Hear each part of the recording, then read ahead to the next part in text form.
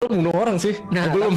belum. Tapi lu nanti bisa pakai ini ya, filosofinya. Setelah dia tobat, gimana caranya? Maka kata Rasulullah, kita tidak pernah menghakimi yang di dalam hati. Yang kita hakimi yang di luar.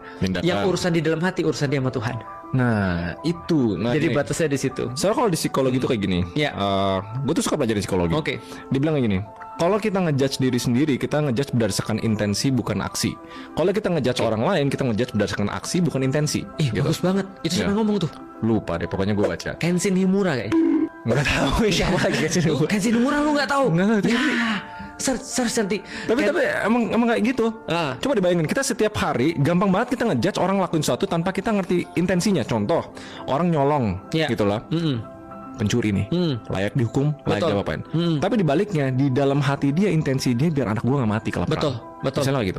Tapi setiap kita ngejudge orang ya berdasarkan actionnya. Tapi kalau kita sama diri sendiri, kita kebalikannya. Kita nggak fair ya. Kita justru ngejudge diri kita berdasarkan intensi, bukan aksi. Kalau niat kita baik, walaupun aksi kita buruk dan bikin orang sedih nih, kita tetap bisa ngejustifikasi bahwa kita nggak salah.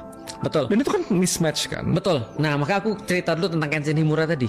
Samurai X itu dia pembunuh profesional. Aku nggak nonton Samurai X. Gue banyak anime lama yang gue nggak nonton nih. Dia pembunuh profesional. Dia pembunuh bayaran dan terkenal banget. Tapi suatu saat dia tobat. Kayak lu kayaknya tuh. Setelah dia tobat. Gue nggak belum bunuh orang sih. Belum. Tapi lu nanti bisa pakai ini ya, filosofinya. Setelah dia tobat, gimana caranya? Pedangnya dibalik.